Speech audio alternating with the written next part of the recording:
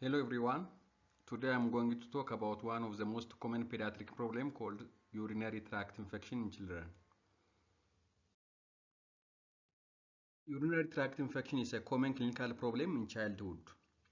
Urinary tract infections commonly occur in children of all ages, though the prevalence varies with age. UTIs are most common in children under age 1 year, and the prevalence of a febrile symptomatic UTI in children over age 1 year is around 8%, and the prevalence of febrile infancy is around 7%. During the first year of life, the male to female ratio is around 2 to 1 ratio. Beyond 1 to 2 years, there is a significant female predominance with a male to female ratio of 1 to 10. In males, most UTI occur during the first year of life. UTIs are much more common in uncircumcised males, especially in the first year of life, where the rate is around 20% in febrile uncircumcised males under age 1 year. In females, the first UTI usually occurs by the age of 4 to 5 years, with peaks during infancy and also toilet training and also during the onset of sexual activity. The overall prevalence of UTI is approximately 7% in febrile infants and young children, but it varies by age, race, ethnicity, gender, and circumcision status. Whereas in those older than 2 years who have urinary symptoms and fever, the prevalence of UTI was around 7.8. When we came to microbiology or the etiology of urinary tract infection in children, E. coli is the most common bacterial cause of UTI. It accounts for approximately 85% of UTI in children. Other gram-negative bacterial etiologies include Klebsiella, Proteus, Enterobacter, Strobacter, and also gram-positive bacterial pathogens include Staphylococcus aureus, Enterococcus, and also Staphylococcus saprophyticus. Sometimes viral etiologies such as adenovirus, enterovirus, Coxsackie virus, and the like, and also fungus such as Candida species and Aspergillosis can cause UTI. Viral UTI usually limited to the lower urinary tract. Risk factors for fungal UTI include immunosuppression, long-term use of broad-spectrum antibiotic therapy, and also indwelling urinary catheter. When we came to the pathogenesis, the bacterial etiology of UTI along with the bacteriology of UTI along with the observations that only 4 to 9% of children with UTI are bacteremic, inconsistent with the hypothesis that most UTI beyond the newborn period are the result of ascending infection.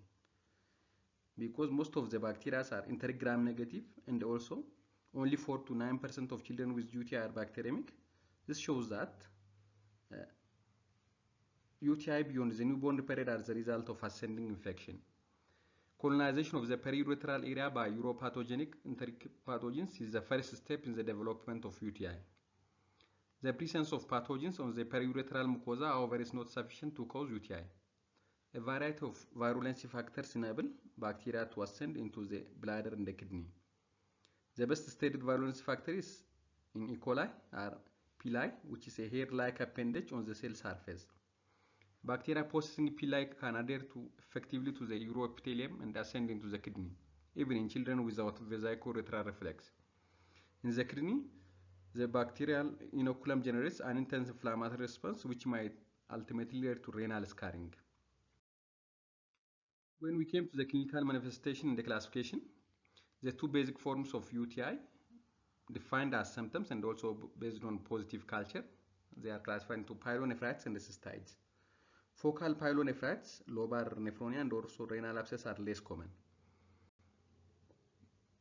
Pyelonephritis is characterized by any or all of the following symptoms: abdominal pain, back pain, flank pain, fever, malaise, nausea, vomiting, and also occasional diarrhea. Fever may be the only manifestation, particularly consideration should occur for a temperature greater than 39 degrees Celsius without another source lasting more than 24 hours for males and more than 48 hours for females. Newborns can show no specific symptoms such as poor feeding, irritability, jaundice, and weight loss. Pyelonephritis is the most common serious bacterial infection in infants and young children less than 24 months of age who have fever without obvious focus. When we came to cystites indicate that there is only bladder involvement. Symptoms include dysuria, urgency, frequency, suprapubic pain, incontinence, and also malodorous urine. Malodorous urine is not specific for UTI.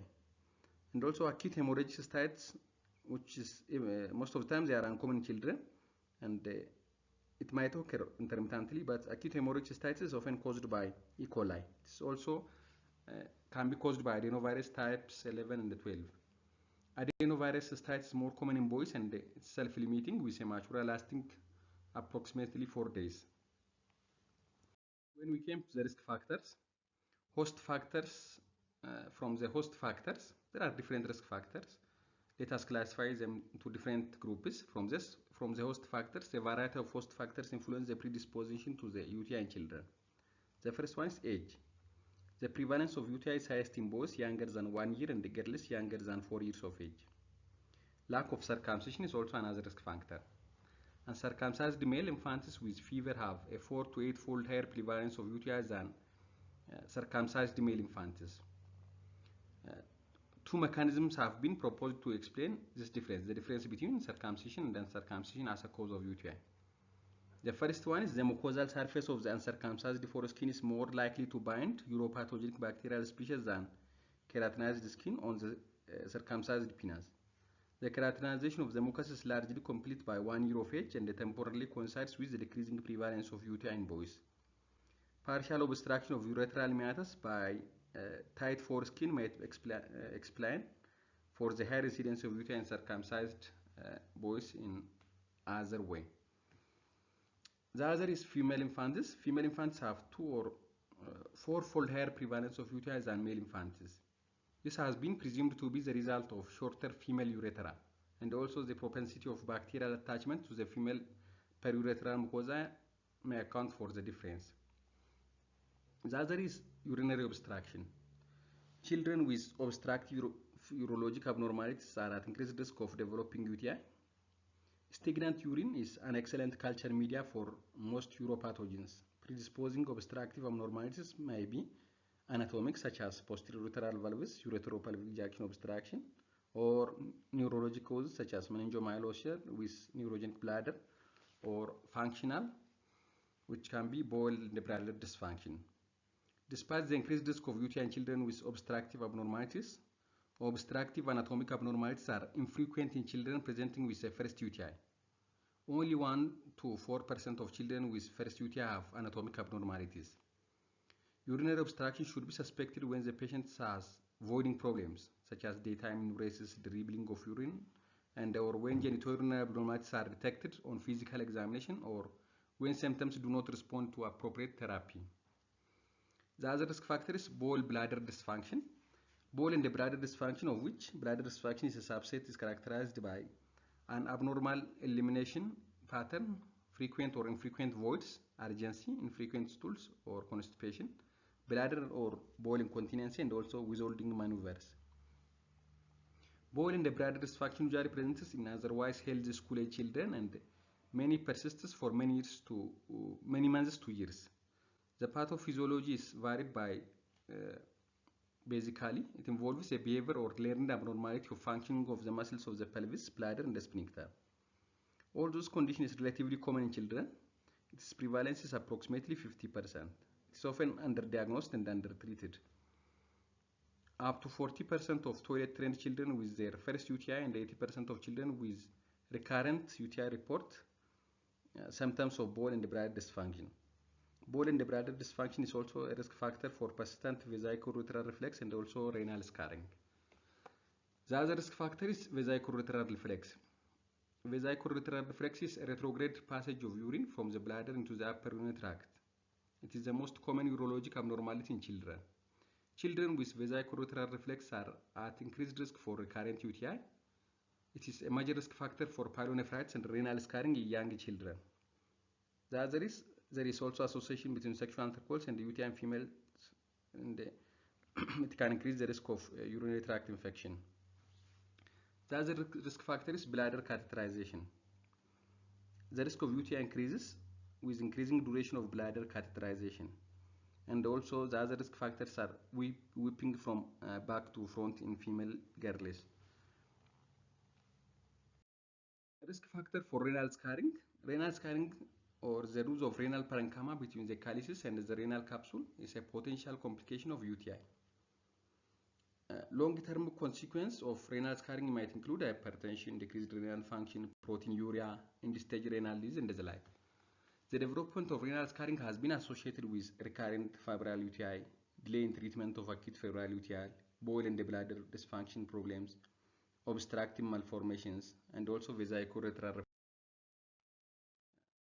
Young age has been also associated with scarring in some studies. With the exception of the age, each of the above factors is modifiable to some extent, and the prevention of recurrent febrile UTI is very important. When we came to diagnosis, UTI might be suspected based on symptoms or finding on urine analysis or both. A urine culture is necessary for confirmation and appropriate therapy. In febrile infantis less than 16 days old, the presence of pyuria, nitrites, or leukocyte stress has high sensitivity and specificity for UTI. Nitrites and leukocyte stress are often positive in infected urine. Bacteria generally require 4 hours for metabolism of nitrates to nitrites. Nitrites may not be detected in case of UTI if the organism doesn't convert nitrates to nitrites. For example, if the etiology of the UTI is Enterococcus, they doesn't convert nitrates to nitrites. Or if the child has urine frequency where there may not be enough time for the conversion of nitrates to nitrites. So there is a chance of being negative. Microscopic hematuria is common in acute cystitis, but microhematuria alone doesn't suggest UTI. If the child is asymptomatic and the urine analysis result is normal, it is unlikely that there is a UTI. However, if the child is asymptomatic and UTI is possible, even if the urine analysis result is negative, and urine culture should be done. Pyuria or a WBC count on urine analysis above 3 to 6 WBC per high power field on microscope suggests infection. But infection can occur in the absence of pyuria. This finding is more of confirmatory than diagnostic. Sterile pyuria or positive leukocytes and a negative culture may occur in partially treated bacterial UTI, viral infection, urolithiasis, or if the cause is renal tuberculosis or renal abscess. This is different types of urine analysis findings and also their sensitivity and their specificity. When we came to urine culture, there are several ways to obtain a urine sample. Some are more accurate than the others. In toilet-trained children, a midstream urine sample usually is satisfactory, but the introitus should be cleaned before obtaining the specimen. In uncircumcised males, the prepuce must be retracted. If the prepuce is not retractable, a voided sample may be unreliable and contaminated with skin flora. According to the 2011 American Academy of Pediatrics, in children who are not toilet trained, a catheterized or suprapubic aspirated urine sample should be obtained. Alternatively, the application of an adhesive, sealed, sterile collection bag after disinfection of the skin of the genitalia can be useful, but only if the culture is negative. The negative predictive value for urine analysis from a bag specimen is 99%. However, a positive culture can result from skin contamination in bag specimen, particularly in females and in uncircumcised males, so they are less useful on these cases. If the culture shows greater than 50,000 colony forming units per ml of single pathogen from urine obtained by suprapubic or catheter sample, and the urine analysis has pyuria in symptomatic child, the child is considered to have UTI. In a bag sample, if the urine analysis result is positive and the patient is symptomatic, a catheter sample should be obtained for culture. With acute renal infection, leukocytosis and neutrophilia are noted in CBC, and also elevated ESR and also increased procalcitonin and the CRP are common. However, these are all non-specific markers of inflammation, and their elevation does not prove that the child has acute pyelonephritis. Bacteremia in the setting of pyelonephritis is reported to occur in 3 to 20% of patients and is most common in infants less than 90 days old and in any child with obstructive uropathy. For those high-risk groups, particularly if the patient appears to be ill at presentation, blood culture should be drawn before starting antibiotics. When we came to imaging, imaging is not needed to make the clinical diagnosis of UTI or for diagnosis of pyelonephritis. If there is a concern about acute lobar nephronia or renal abscess, imaging should be considered. From the imaging, ultrasound is the first line type of imaging for screening and also will likely demonstrate an enlarged kidney with possible mass in the case of acute lobar nephronia or renal abscess. CT scan is more sensitive and specific for lobar nephronia and will typically show a wedge-shaped lower density area after contrast administration. The more frequent use of imaging in patients with possible pyelonephritis is thought to be contributing to the increasing frequency of acute lobar nephronia diagnosis. The treatment.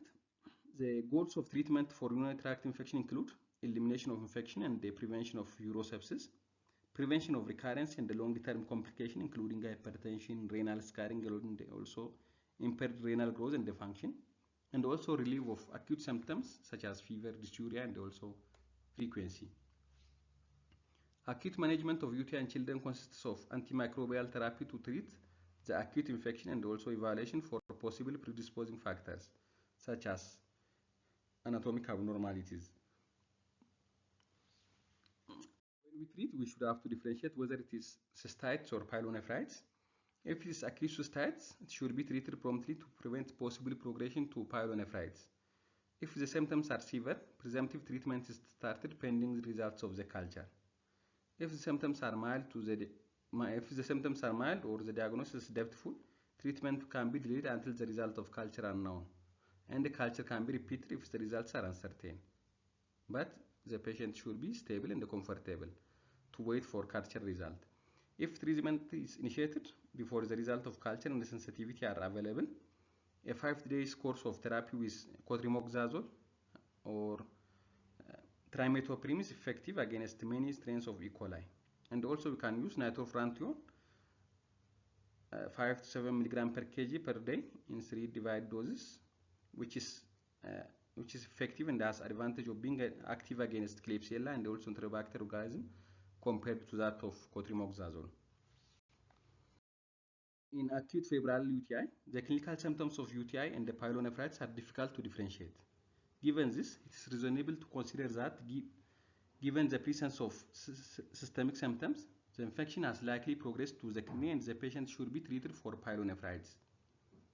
A course of antibiotics for 10 to 14 days that is capable of reaching significant tissue levels should be given. Children who are age less than 2 months, clinically if they found to have urosepsis such as toxic appearance, hypotensive and also poor capillary fear, immunocompromised patient, vomiting or unable to tolerate oral medication, if they have lack of adequate outpatient follow-up or failure to respond to outpatient therapy, they should be admitted to hospital for parenteral therapy. For hospitalized children, parenteral treatment with ceftriaxone or cefotaxime is a reasonable choice until culture results are back to determine whether a narrower spectrum antibiotics can be used. If prior urine culture results have grown resistance or atypical organism, other antibiotic choices may be prudent on a case-by-case basis. Oral third-generation cephalosporins such as cefixime are as effective as parenteral ceftriaxone against a variety of gram-negative organisms, and these medications are considered the treatment of choice for outpatient therapy. The oral fluoroquinolone such as ciprofloxacin is an alternative agent for resistant microorganisms such as Pseudomonas aeruginosa.